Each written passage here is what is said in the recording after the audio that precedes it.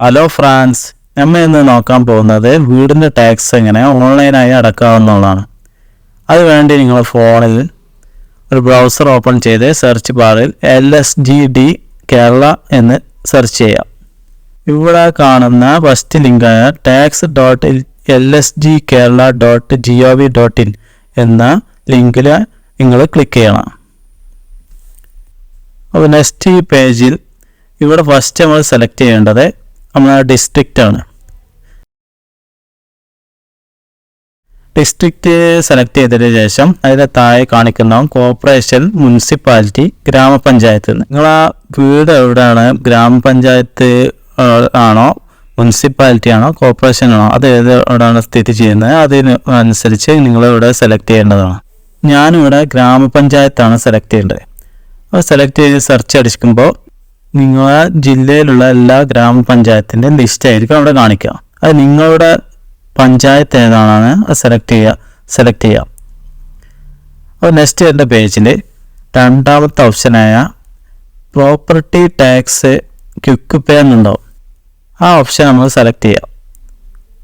അപ്പോൾ നെക്സ്റ്റ് പേജിൽ ഫസ്റ്റ് നിങ്ങൾ കൊടുക്കേണ്ടത് വാർഡ് ഇയർ ആണ്.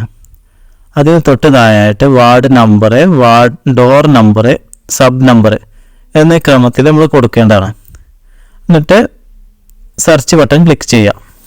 ഇവിടെ അവർക്ക് കാണിക്കുക നമ്മുടെ വീടിൻ്റെ ബിൽഡിംഗ് ID, ഓണർ നെയിം, എത്ര പേയ്മെൻറ്റ് ചെയ്യേണ്ടത് എന്നെല്ലാം കാണിക്കും. ഈ പേജിൻ്റെ താഴെയായിട്ട് email ID, mobile number, captcha code ഇതെല്ലാം എൻ്റർ ചെയ്യേണ്ടതാണ്. നിങ്ങൾ ഇമെയിൽ ID വേണം, മൊബൈൽ നമ്പർ വേണം, ക്യാപ്ച കോഡ്. അതിന് തൊട്ട് താഴെ പേ നൗ എന്നുള്ള ബട്ടൺ ക്ലിക്ക് ചെയ്യുക.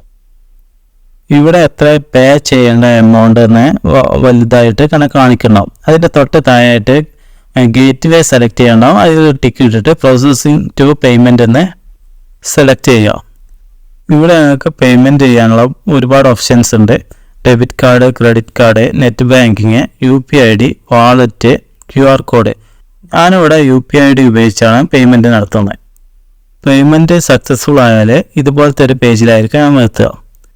ഇവിടെ ഡൗൺലോഡ് റെസിപ്റ്റ് എന്ന ബട്ടൺ ക്ലിക്ക് ചെയ്ത് നിങ്ങൾ റെസിപ്റ്റ് ഫോണിലോട്ട് ഡൗൺലോഡ് ചെയ്തെടുക്കാവുന്നതാണ്.